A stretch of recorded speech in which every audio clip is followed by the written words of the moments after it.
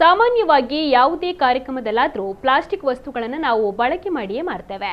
ಇತ್ತೀಚಿನ ದಿನಗಳಲ್ಲಂತೂ ಸಮಾರಂಭಗಳಲ್ಲಿ plastic box ಹಾಗೂ ಪ್ಲಾಸ್ಟಿಕ್ ಕವರ್ಗಳಲ್ಲಿ ಸ್ವೀಟ್ ನೀಡುವಂತಹ ವಾಡಿಕೆ ಹೆಚ್ಚಾಗಿದೆ. ಇದರಿಂದ ಆಗುತ್ತಿರುವ ಪರಿಸರ ಹಾನಿಯನ್ನ ಮನಗಂಡು ವಿಭಿನ್ನವಾದ ಪ್ರಯತ್ನ ನಡೆಸಿದ್ದು ಕಿನ್ನಿಗೋಳಿಯಲ್ಲಿ ನಡೆದ ಮದುವೆ ಸಮಾರಂಭ ಅದಕ್ಕೆ ಸಾಕ್ಷಿಯಾಯಿತು. ಪ್ಲಾಸ್ಟಿಕ್ ಪರಿಸರಕ್ಕೆ ಎಷ್ಟರ ಮಟ್ಟಿಗೆ ಮಾರಕ ಎಂಬುದನ್ನು ನಾವು ಅದೆಷ್ಟೇ ಅರಿತುಕೊಂಡಿದ್ದರೂ ಅದರ ಬಳಕೆಯ ಪ್ರಮಾಣ ಮಾತ್ರ ಇನ್ನೂ ಕುಸಿದಿಲ್ಲ. ದಿನನಿತ್ಯದ ಬದುಕಿನಲ್ಲಿ ಸಭೆ ಸಮಾರಂಭಗಳಲ್ಲಿ ನಾವು ಪ್ಲಾಸ್ಟಿಕ್ಗಳನ್ನು ಬಳಸುತ್ತಲೇ ಇರ್ತೇವೆ.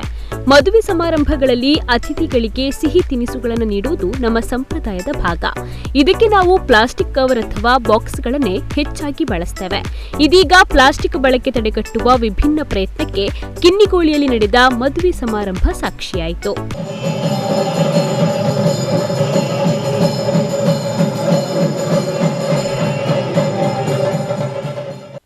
ಹೌದು, ಸರಫ್ ಅಣ್ಣಪ್ಪಯ್ಯ ಆಚಾರ್ಯ ಸಭಾಭವನದಲ್ಲಿ ಶುಕ್ರವಾರ ನಡೆದ ರಕ್ಷಿತಾ ಹಾಗೂ ಮೂರ್ತಿಕೇಯರವರ ವಿವಾಹದಲ್ಲಿ ಅತಿಥಿಗಳಿಗೆ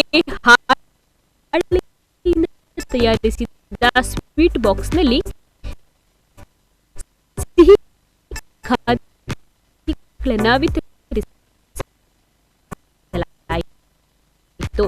ಹಾಳೆ ಡಬ್ಬಿಯಲ್ಲಿ ಸಿಹಿ ಹಂಚಿ ಪರಿಸರ ಸಂರಕ್ಷಣೆಯ ಬಗ್ಗೆ ಉತ್ತಮವಾದ ಸಂದೇಶವನ್ನು ನೀಡಿದ್ರು. ರಕ್ಷಿತಾ ಹಾಗೂ ಮೂರ್ತಿ ಅವರ ಮ್ಯಾರೇಜ್ ಫಂಕ್ಷನ್ ಅಲ್ಲಿ ಸ್ವೀಟಿನ ಜೊತೆಗೆ ಒಂದು ವಿಶೇಷವಾಗಿ ಸೀಡ್ ಬಾಲ್ ಅಥವಾ ಬೀಜದುಂಡೆ ಅಂತೇಳಿ ಒಂದು ಚಿಕ್ಕ ಪುಟಾಣಿ ಗಿಫ್ಟ್ ಅನ್ನು ನಾವು as A token of gift ಬಂದ ಎಲ್ಲ ನಮ್ಮ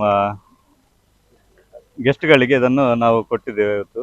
ಇದರಲ್ಲಿ ಇದೊಂದು ವಿನೂತನ ಕಾನ್ಸೆಪ್ಟ್. ಇದರಲ್ಲಿ ಏನಂತ ಹೇಳಿದ್ರೆ, ನಾವು ಗಿಡ ಬೆಳೆಸೋದಕ್ಕಿಂತ ಇದು ನಾವು ಎಲ್ಲಾದ್ರೂ ಸುಮ್ಮನೆ ಎಲ್ಲಿ ಖಾಲಿ ಜಾಗ ಉಂಟು ಅಲ್ಲಿ ಬಿಸಾಡಿ ಬಿಡ್ಬೋದು.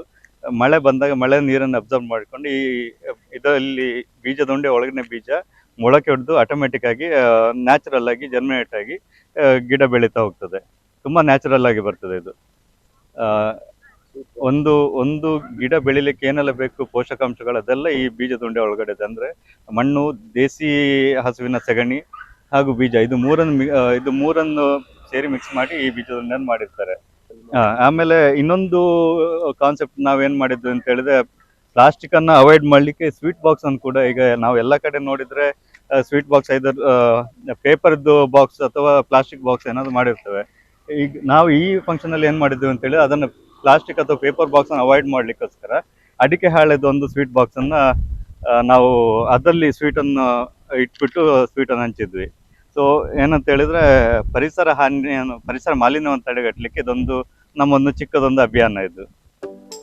ಜೈವಿಕವಾಗಿ ಕರಗುವಂತಹ ಪರಿಸರ ಸ್ನೇಹಿ ಬಾಕ್ಸ್ಗಳನ್ನು ಪ್ಲಾಸ್ಟಿಕ್ಗೆ ಪರ್ಯಾಯವಾಗಿ ಬಳಸಿದ್ರೆ ನಾವು ಪರಿಸರ ಮಾಲಿನ್ಯವನ್ನು ಕೂಡ ನಿಯಂತ್ರಿಸಬಹುದಾಗಿದೆ.